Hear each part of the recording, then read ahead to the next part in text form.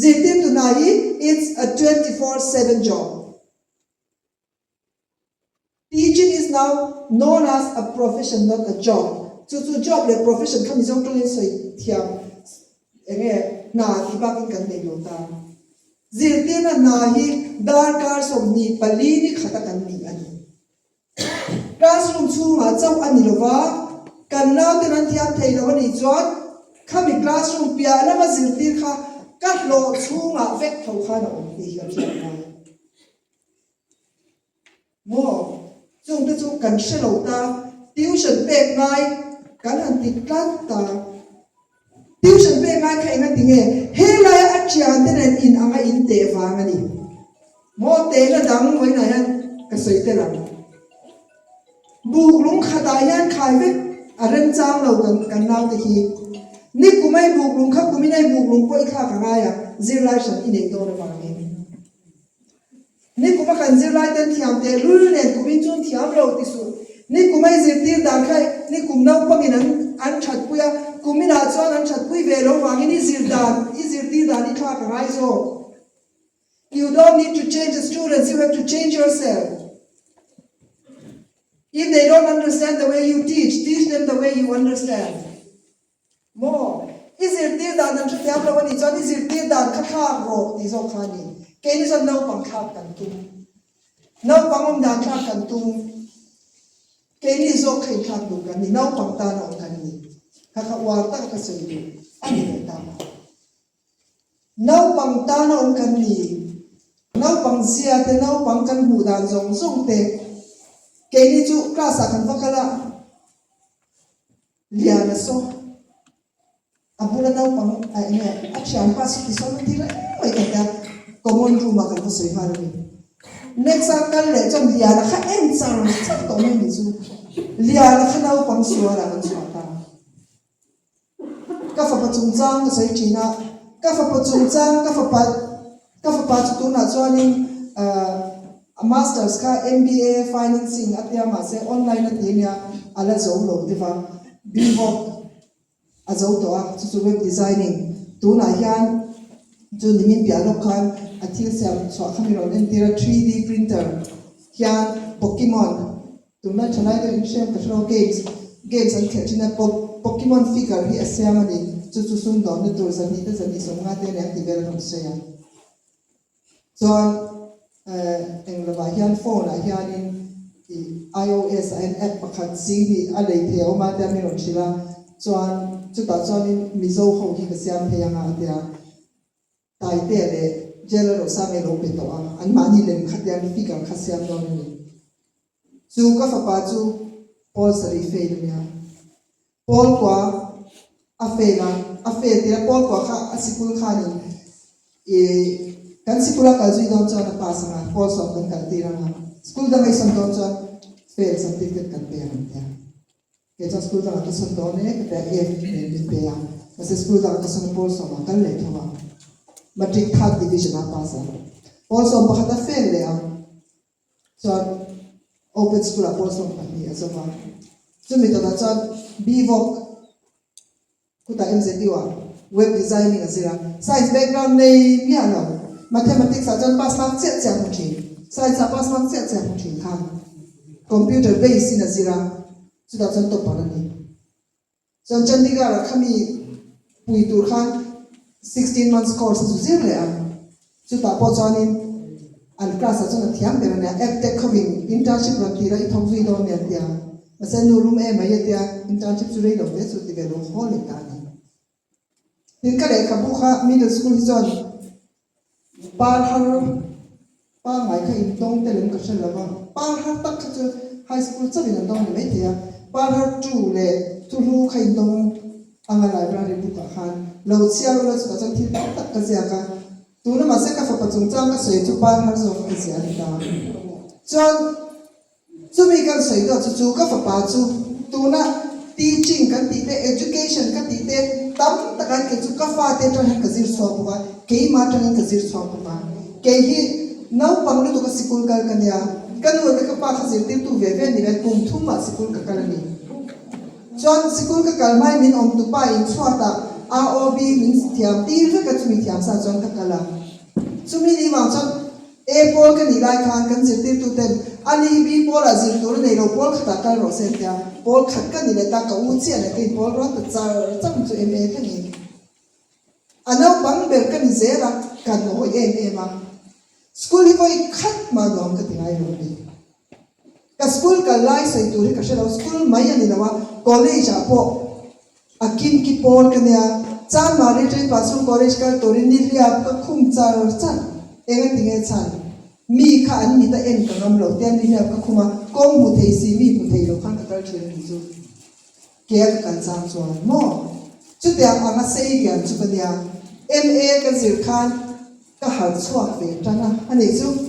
no hi kan ti em khopa mo MA kan zir lai shilong ka thia nu ne na kan am chu shilong hi non ti ro ta anu kan senior ten lo sin la oi no to lo en ta ka thia nu ne za na kan se ke ni chu eng huna po kan la no kan tiang ti ro hi kan an to chu ti khop chon no ka kan ti ni a area khan kan ani chu school atang no ka ti ngai re lo ka MA khan no ka ta class te kha attendance chalo wan taran ka tel ve se a ma se in recover khuna kha kan in recover ve le ma ya pathian min khong aya athia pol anga ngai kha kan zera ma se anga ngai ka ti sa chu mi re na han thiam the ni ta thiam the kai ti sak pa lo ba ka van nei kai tia thiam the lo kan te na ni ke chuan van nei le van do ya ka soi chi van do chon thiam ma chok ve lo thiam the lo ban ya van nei chu kan thiam ma chok ka thiam the ka chok mai zir tu tam te ba ya mo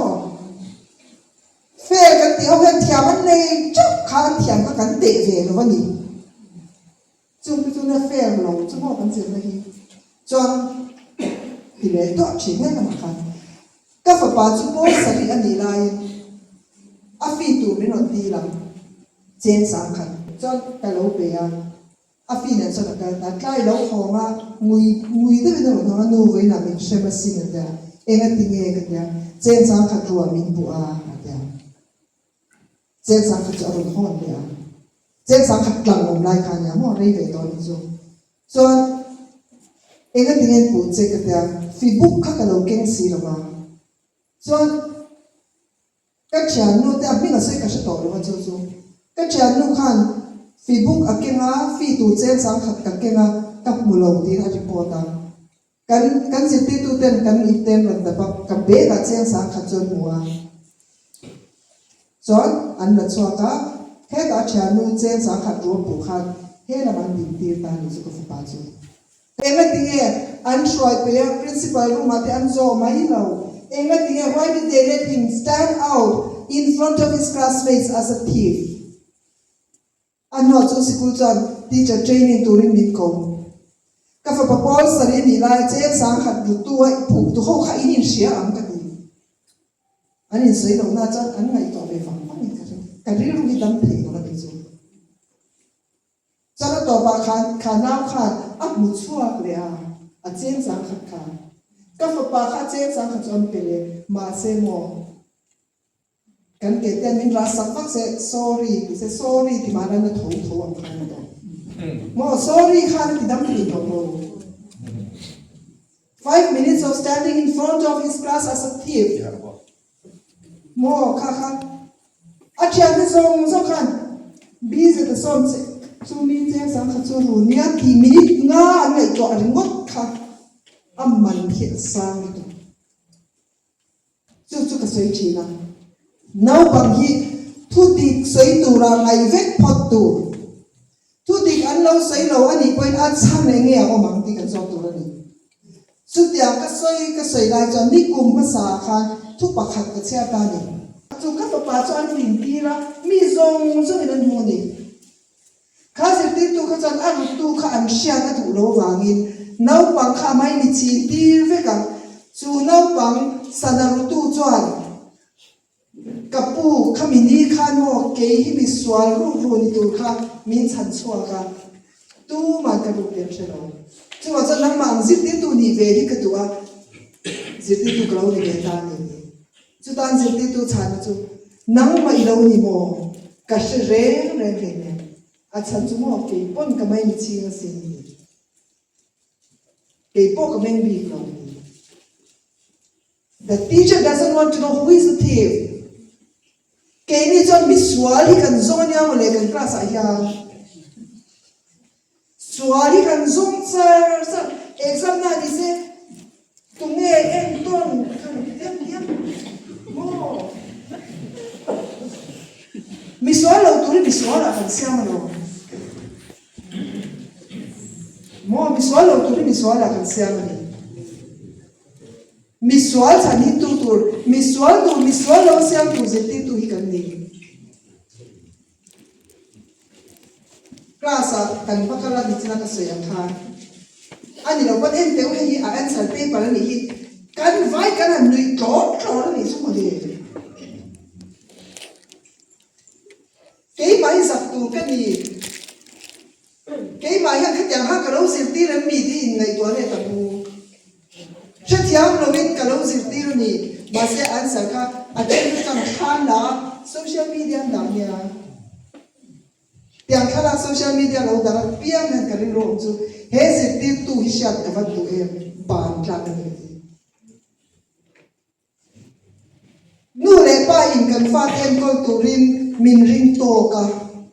kan kutan ro ta zir lai ten min ring takin sa miss antia ke ni chok amwal po te ang bera choi poi ka ti reng reng ka tiang kha de ang chalai thane kan sa mirin klak lo tu khatin klak kan siam the zir lai kan classroom kan sikula zir lai lo kan reng ni mangai takalo en kol tu kan ni apa poso na zir lo mani kan ti hi apa na zir lo ma thek to kalau so tu ni kan ti tu ni mo anu le pasu sana in how reng men ne in swa reng men ne eng ti ne kalau tiam ke chon sikula him na kalau pe do na lo ani so tu ngai na ani na po mo apan zulak ti chi apan zulak ti chi mi padau pang khamo sikula zirtir tu pula zulak ngai lo bula lo kham khacha sin ini dalo sita ansung kwa sa an klapal be mani kan dia pui ane khan mo an chan sin kan sha zong kha common room a kan an soi ni chu ma le John zirtir tu zong e te ni za khan du le pa ni swala nang ma khan siala to John dot takin lo en ko lang ine na khan him na dong ro se mo sikul khan wa ro ti ro se sikul khan let it be a safe place for them. Students coming from broken families, let the school be a safe place for them. Let the school be a place where they find happiness, where they find freedom from the harassment of their parents. Su tiang su ni tani su lo le chuan anu te ran tu a tu ka an du a suan sa mi fa tu a thimo lo te ka tiang lo how to ka mi bi no su ka fa pa chu an ji te tu to sang khat ru anga an ngai ta ke ila ka fa du a ta ni ti khan she lo ni chu now pag ibig doon sa yan, hindi na no, ben doon tayo lang. Di ay ben doon sa yan, ay tututo ka, now ka. Mga ito na yan ni Ben Veturi ka ni Ka mga ibang sa yung kape na yan, ka nang teatro, taktakalo ka, mga ihayin kan sila ihin. Mga ihin, hindi may ni tamdak suwa. Ben kan sa me shim. Mo in zir lai ben cha kin na ka sha no ma se ben cha mo tu ri ka ni lo ka na ki ben cha ba khan ko ila ti she ro chu ni an ni khom lo se mo school ki kan ti fang don kan ti ka te zir lai zo ri mai lo zir lai so pa ta ni nei lo chan na ko ma chan school kan kha do ti chan zir lai kan ma zong sa mai ni ti ro ka mo ka kan ta nan lu si Kanya luta kan siya lau china ni chu. Lutak may kan lau ena kan zirlai te hi duat tak mai kan enjoy all sang and thing lo ni pon at least they will learn something about life skills enge mo hian zir chwa don aya upaza ten zir chwa don nu le pa za ten zir chwa don tu lai chon chu sap trong kan lut na sa tu kan nu le pa sap trong thiam lo an han le ya mo English medium ma da ho hi tam tak chu an ma ni sap trong thiam lo wang an fa ten thiam sem tu anya an fa te thiam chin eng ma kan zir ti thiam to lo pol kha te ten han ti ha la ma song ngai ni wa na an zir ti thiam zir thei na mu na te khan da na cha nong che lo nu le pa ya thi ri chu nghe kan kwal fe da ni chu eng mo di lo te ri chu ma ni no ho ya ni kan fa te mang ya kan in ela no ho ni mo kan fa te mang in kan in ela tu lai no ho chu English medium begin kan sai le ha in now the class 5 zilai no ho kyan class 5 zilai ba ha in shai an zilai thiam the ya no ho khan exam lai no chang thu pangan no chama zo na kha an no la chata he dia ni chana no ti thei fe a chele chu kan chele ma ni nu ta ka zo na fa ta kan in kha nom ta king lo siam se he lai alo ba ha ve fe ka hian ti angai shan pa lo asa chu te na kan man ya dik lo fa na ya khotla mi na te na kan man te wai me na te na kan man te mai gp na te na kan man te ma ka ni se la machine that na le machine thei nei number ne na pe ke ni ai na Russia na ma chuan chu po chu ka chia ka le linga ma se ka le thu lu a kan ka da le ni ko sia thu lu ti ka sa trong le ni na ya thi cha ro kho ma ne lo chia ka ya in dong di school ho kha cha ni dong ve government school ho cha thi tha ni le ni kha ke ma ziak ni lo rin kha sa trong a thu cha inspiring to ko ka le ni na ya Russia ma khan in India mi pakhat university academy chu ta cho mak ka ti ren chu Russia ma chuan emi nge te na hi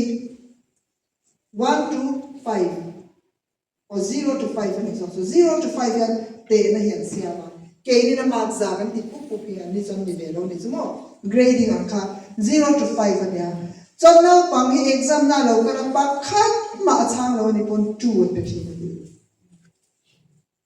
ke ni na chai na ngom lo tu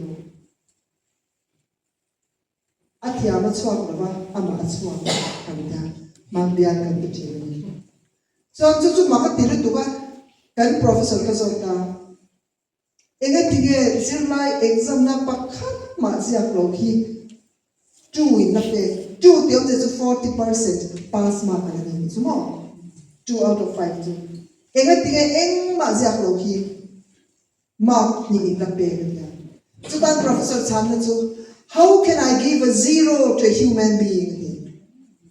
missing hi eng tin nge 0 pe missing ni le hiom thei lo eng ma ni lo how can I give a 0 to someone who come to school every day? How can I give a 0 to someone who wakes up early in the morning to attend school? Mo ansu taka tamuli to kani so hetilaya just because he does not know the answer to the question that I have given him. How can I give him a 0? Because he still knows more. Atia kan te lo ni sina ka soyang se akha. Mishinania class aron kala ni tin school aron kala muta chak mon school aron kala eng tin nge mishing hi 0 ka pe the eng mishing ma hi 0 pe tu khop anu lo ve ante chu chu ra share ra ni se ke ni chu 0 pe mai ba ka comment kan zia tu mo ka kha eng ne kan te lu chu ke ma ni chana kan du ma tang kan te ni chu chana kan du ni lovin nau pang ina an chana eng tin nge he chana sa tu hya nau pang yan enge abeya enge nghe nấu nấu bằng khoa khăn nghe ông đi cắn tệ kéo về cả đâu có đi chung mà đặt Teresa nu để pa mình là hết cắn quay mò abe bo mà khơi gió nghe hệ lệ son hàng nghe mình chỉ ra tung gió cái gì cắn tệ không chỉ là được chút tiền system đi vòng tròn mà đã cắn nào có khăn cắn bù lâu đi also matric exam đó nên anh bỏ sai lòng này room này là màu mà lesson rồi đi sai rồi lesson rồi đi sai rồi lesson rồi đi sai rồi buông còn cả vào hàng anh ấy lesson rồi đi sai rồi buông còn thì à hey anh ấy ra cần gì ra lesson rồi đi sai rồi thì chỉ à buông còn nó mà bài hát tăng ai ni đón ta because our system tells us to learn by heart everything. Thế này tổng mấy anh lesson rồi sai rồi buông còn ông thì khác còn phi rồi lesson rồi sai rồi buông còn thang lại khác chút tụi nó cần gì thì đàn đi nha áp nhà khác mình do chút xe lesson rồi sai rồi phải về người ta này cho lên phê mấy thế xong zir lai thì hắn har sa chỉ là rồi liền đầu tiên nào mình tuy là dây cần xe zir lai mình sẽ cần xe cho thì to luôn in now the middle school mi khan young fella ra tu na lên tâm trang biết thì khác Arab zong này ăn zong thế mà sẽ giặc theo mà nghe mò dù ăn thiam thì zong các cán tệ lâu ta young fella ra hẳn sập đều thì cái số mà có xí lâu cái gì hết tại hiện ăn tổ phải hiện sentence hẹn thủ mang hiện sentence hành xiêm tệ điều mà xóa samin vong cho nên ngay natua khá tu thì không tan so khá tu thì không sẽ tay kanu hisikula gì thì mình khá tu anh thì sẽ đi lâu thì hắn có bằng asa cho hệ với nó khá tu sẽ cho mà đẹp để ra nu lấy pa asa khá khá tu khá anh về là cái xe xoắn này mà sẽ nó bằng cái khá tu khá chỉ sáng là xia anu hisikula khá chỉ nó cho lần xoay nè he mang yang sentence siam ro tiang ni maya kha tu mangina siam ma ka pe le tu lo achan chenga tinge Mother Teresa textbook atangin ni ha Mother Teresa kha tu te atangin ni ha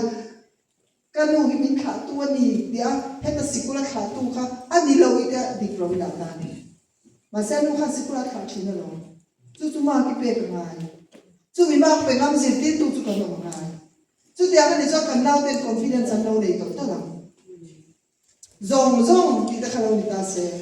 chú cần nào cần nai cần gì chín nấu chè cần nấu chè chúng ta nhỉ loài thì cần gì lại có loài ăn chết anh đi đâu cho mà mình cái này đâu mà cần chè nấu nấu cho bốn phần tham này nó là cần loài mấy thì là mà mình phải phải cắt đầu cần gì thì tôi phải à sao chú textbook ông đâu mà hey mang yang sentence yang lo ti mấy anh đi abu chung izir angin ti khau lawa ka u tuang pe nam te kha also pakhadamin mizo sentence ya dung thu ti hi ama dung thu khau ja ka si lawa pa pakhat chuan na dung thu kha invited ko ma pa pakhat chuan dung thu ati ti kha sentence ka sia an je ti tu ko khan nui khan san tu ka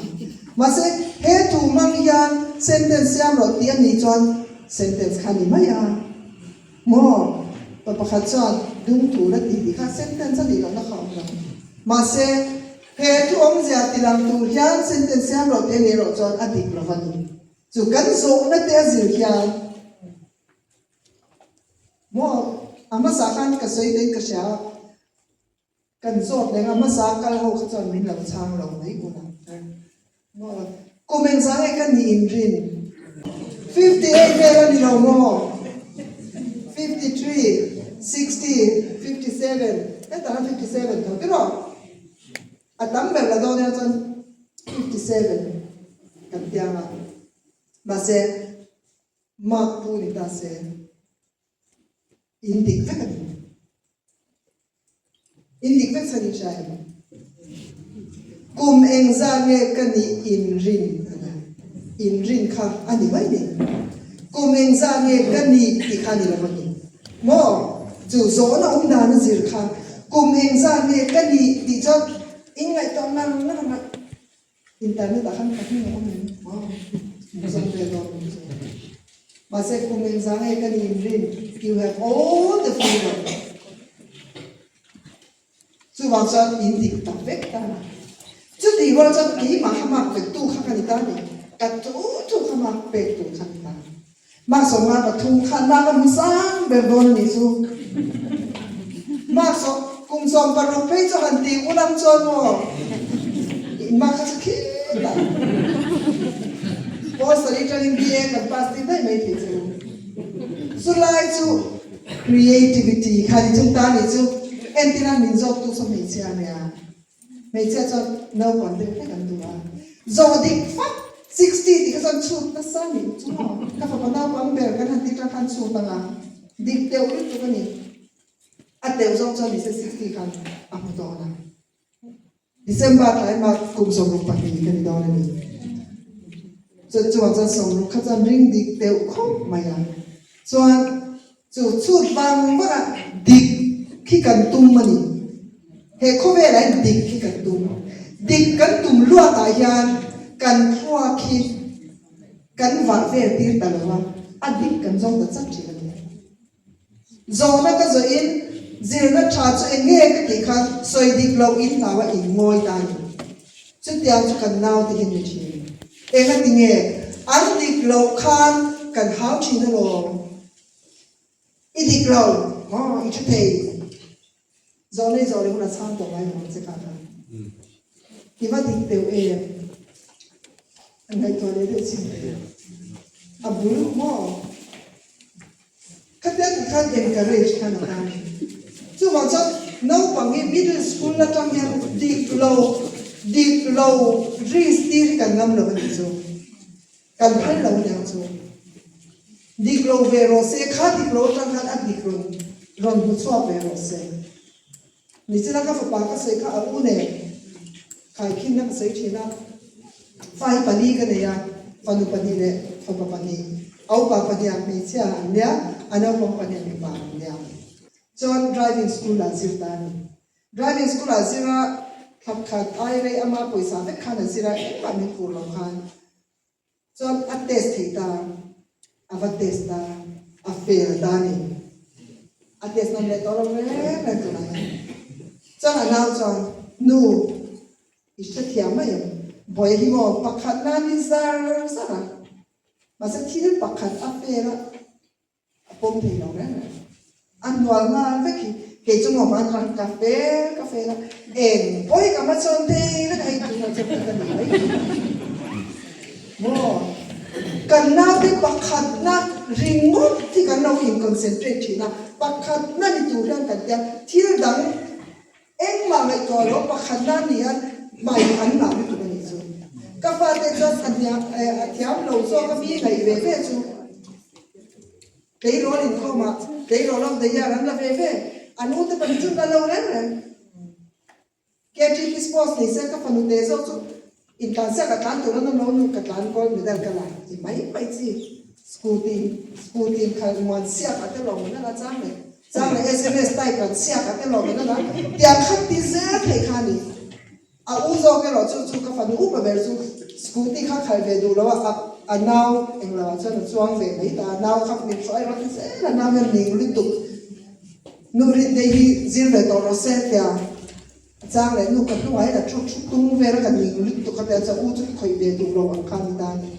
chú cái tệ hi riêng nó mà cái tỷ lệ để khám chú cái tệ hiện tệ chảy cái ngã đi qua chút tiền tụi cho cần nào thì cần quạt say anh lột lên nó lệ lắm lụt thiam lâu khăn khăn hồng ta đi chú cần pha thì cái anh lâu tung về ta anh tiếng anh tung cái trong khót lang mình khăn cần ngay sang cái ta khót lang anh phê thì đúng mà anh chơi mỗi ngày bốc xì mà phê chơi mỗi chú khát chơi lâu nhỉ mỗi khát chú thêm chú nó lâu cái chơi mỗi khát mạc sang thấu thấu khăn nhiều chuyện là khăn mạc sang cần u mà thiên đẳng cần thiên đẳng chú sĩ cú lại là mỗi một trong middle school chú in ra lệ nữa đi board exam ông lâu mo in ra lệ liên tục với này anh sở ca DEO thì bây giờ năm lâu bốc in zir lai huwa hian apoi mo tu ri thang mau mau ro ma se common question an ti don poi lu tuk le boxi mo en po ta se common question an dia in ti that lo de po in now ten an zir turan thiam ni chon kum som no khong en don khi chu min zir pi ro hi voi ren ka cha ti chu top ten ma hi thing lo ti sei ngai lo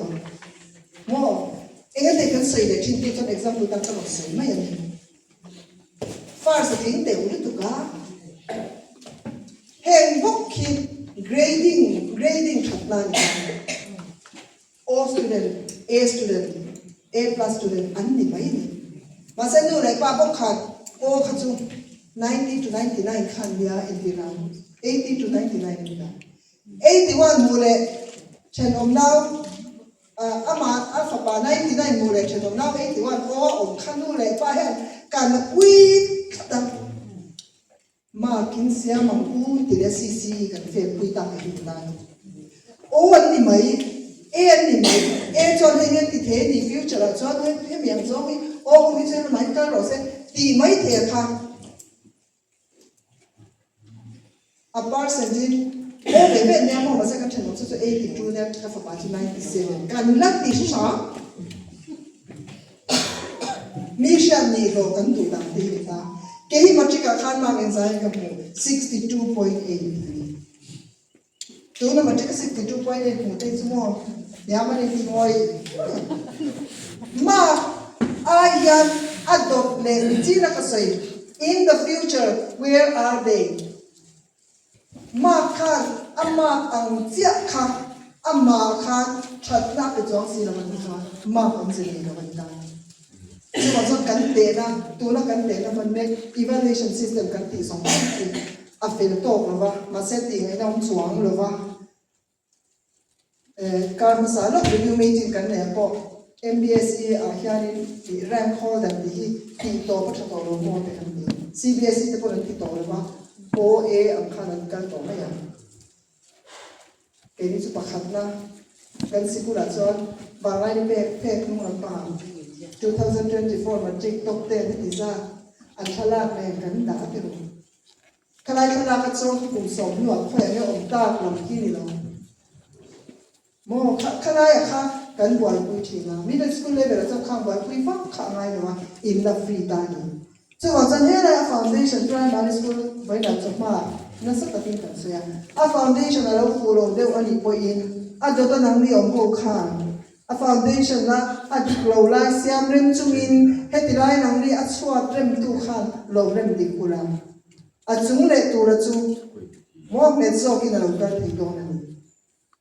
so chan zir na siam that kan ti yan zir ti tu yan kan mo ko ra ni ki shenga mi la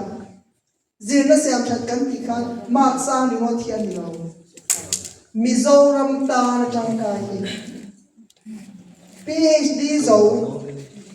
ko sang ni ta ma ngai no sa ke mo thiam ma ba nu le pa si khotlang di ti te nge na em mai ho hi Mizoram ne kan ma an di la mai kan ma mo zo chu ko sang dan khotlang ta Mizoram ta na nge ta ka ding tu an thia ma ta ka mang thei tu kan ma mo chu chu adnoi la ma ta kan chan pot chuan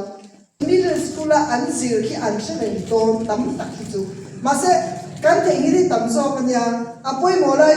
kan thei ni lo tu poi mo lai thang thia ma bu mo kan si lai de voi na ni dar kan khat le chan ve don kan on sa ya ka sei zong zong in shren don lo ma se ka rin da chuan ka fa pa he la ya ding te khai shren na Sumi chu ni china ko hi sei le ro on lo ti kha ma ne tam tak ka sei zinga kha khan no shren ta ni mo tin ma bian mu tur khopan sia hi tu ma kanom lo ve ti te a be bom ka sei tam tak ai khan ke ka a chei moi la ai chon a chunga a ke kha tui nge tui lo lai kha kan shren thin am be kya voi na ka sei tam tak ka ko khan in shren tu ra ka du pakhat chu exam pass tour course zo tour ni loving kan naw te hi an mala mula eng po ma chon te turin buat sai tu fail tu poi buat sai bu ma se fail tir chong si lo mo fail tir kha chu ka support lo top ani chu an fail vai cho nang mani kha kum kha chung in engin zir ti kan pian fail lo da chan thiam chong tu kan ti khamo vot somai ka sei mo no pang fail lo da no ma an thiam chong ani mai le khabuin kewa hi chu class ka so ta thiam te ten so kan du mi lo an thiam lo tu rin thang thina chu wang chon thiam cho ho an ti tha thiam cho lo ho an ti sia kan tiang sa ka mi zong zong en pa ko pi chu an thiam do chu shin chu ta chon chama khan alum chok ki sei article ka chang pa kan sei la chu mi zo ram ka thil theng Sunday school chu ta chon Sunday school chu li tu pakhat na soina ama athi to nge nge ka mi tlain ka pu i kan pola kan department a hianin mi ang cha lo pakhat hi oma atia chumi ti po chu rin ka ne ya chon Sunday school exam na exam ve se ati ma se i certificate se malo kun hian certificate dong ve rai re ma achan chu mi thazan lo khane thiam lo dina ne Sunday school azan pass ti cha ani hi mo certificate dong chon adong ve ngai lo pe a thian te nan han don sap ama dong ve lo thu pe ka mu ya kumin chu ka zo tong ke ma ka ti ya ni chon exam kun kha lo ni le ta ani chu ke ma ka lo zo ta ne ka ya chon ka zo ta tu mi kun chon cho certificate sen kun kha lo ni ta certificate ka te nan sema pi an lama ami an lama full mark ka huwa aron chwa ka amela limlu tu ka mu khan ka mi thai ka mu theya khana ni ka share ta kha amela limlu tu ka ro chwa khan thil ka ti swan lo ve ti ka ri ro lo kha chana ro ka ti khana chan te je a certificate khane ve ta chon ba na je ti dang zong zong ni ro bo hala nang man lo mi exam ti ra dia ni e ka dia eng tin ne full mark ka pu the an dia ke chon ka zo zong zong thiam ka no ka dia ma se ege ka zo ka shi la chu ta chon ka zo na te chu tu nge i ming ka dia tu nge i pa ming ka dia tu kina ege i me ka dia min sam dik ve ka chu full mark ka pu ni a dia Sunday school zirlai ka chu asawat lo bani te na shang kan so ya kha nau ta kan Sunday school zirlai so khel kha ngai lo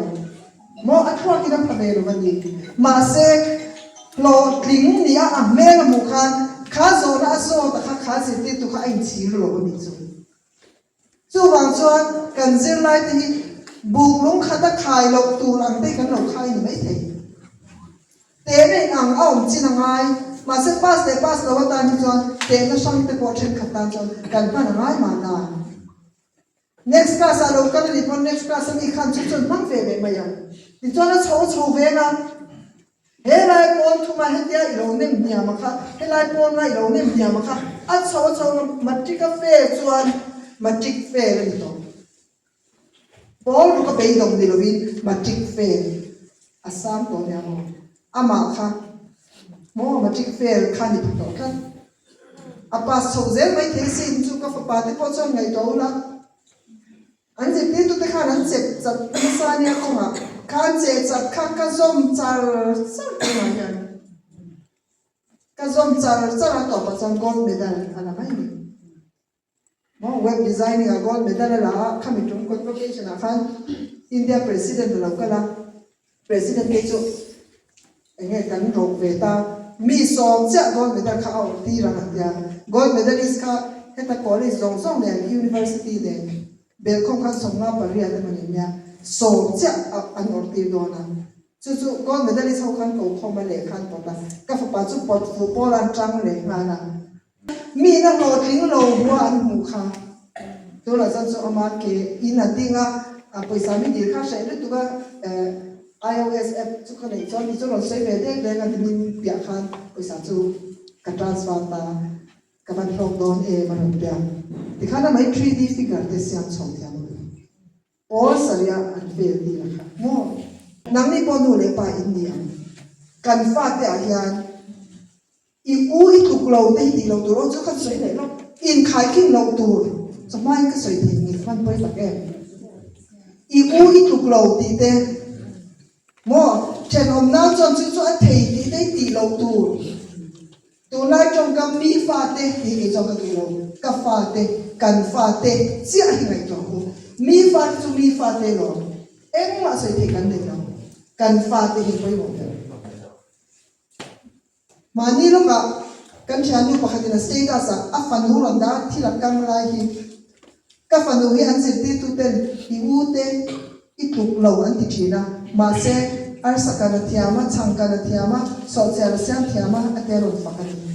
a u te a phum ve kan tia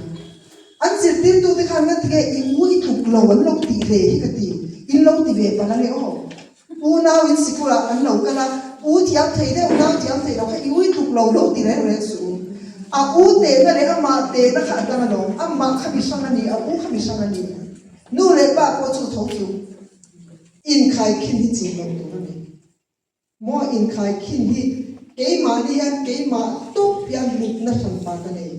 if anu khana ma to pina lu if pa kha ma to pina lu he lai chen pa ai ati chat ba ma lu ni lo chen now ati chat so ka ba ma lu lo ni lo alu ta ka so asan pa liao liao chu ma cho zin te tu kan ni angin tu ma hi chu chui tuk lo te mo ti lo tu na ni amma khan hei ayan ila ti chat thei o trăng đều rek la tu na mak som nga i mui mak som ila mu thei o ti tu na ni amma le amma a chau khan chu zir la ya chang lo bo kan fa tia chu hon bo kila voina ya in khai khin lo ma mi fa te ti lo vin ka fa te ti hi kan ho na ma chu mi sikul ti lo vin kan sikul a kan concentrate na chu ta tan chuan voina tangin ma thar lai la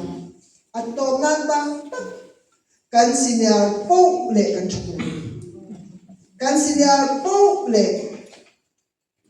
kan fin sot le kan experience sot song kan tai mare zori ni sa tu nan da confident de wakati song experience ta ka tu se ta koya ma zilai bo ma ni lam kum nga chung ve li class le tu rin ka zak chi ka soyan min mo yo ka zak ta ka chọn năng力就努力把这个对呢，不提成你的，啊对了，个自传的，自那自地那个自传的，就往个 profession 的做的，就自他人跟你给马龙两个都到我们的做，就那样自地都he in 他往个好的生活呢，自地都跟你来往呀，还但那另外个谁管给马的为谁个呢？嘿，自地都做做的更早个的去。chung cái chuyện học các đúng ta khăn cắn sổ đó school reopening để chụp nụ cắn sổ lên đấy cái này phải phê đấy cũng đúng không à rồi anh xuống buồn quá là nấu có ăn lẩu cái là ăn ăn ăn một cần rồi nó sẵn sàng cần lẩu khác cái mà cần sẵn nấu có cái school còn cần sẵn nó bỏ xuống chút chút cái nó cần nó cái này hai anh ai cần đầu tiên các nhà sẽ tiếp tục cần gì về thôi nha họ cần lẩu nó sẵn đi sẽ anh cần lẩu cần hậu anh hậu na cái này con cái này anh cần lẩu theo cần lẩu chặt chặt cái hành trình đúng không cho thì cái này muốn cho dùng cho làm không mình muốn cho dùng cho là các quay mà đi cho riêng tiên tu khi lòng thu sĩ lâu vào thì cái gì hàng cái gì là lòng thu sĩ cái teachers này private school cho Rose Park khỏi xem là mình đó cái này thì cần đông đông ai nó xem teachers này then university thì tôi tu mai mình sẽ làm mà cứ tự sự private school hồi là đông chứ mà mình khai lại khai lòng thu cần được lại cho mình mấy thế thì khai lại cái số mình số cho lòng thu mình sẽ tu cần produce hậu tu na office sang ông secretariat of the school người ta mà sẽ dịch tiếp tu thì niệm tung ra chắc về cái này dịch tiếp tu ham chặt nó tu tu thì lâu đàn này tọt ra chắc chung họ tu dịch tiếp tu đi về ngay hiểu không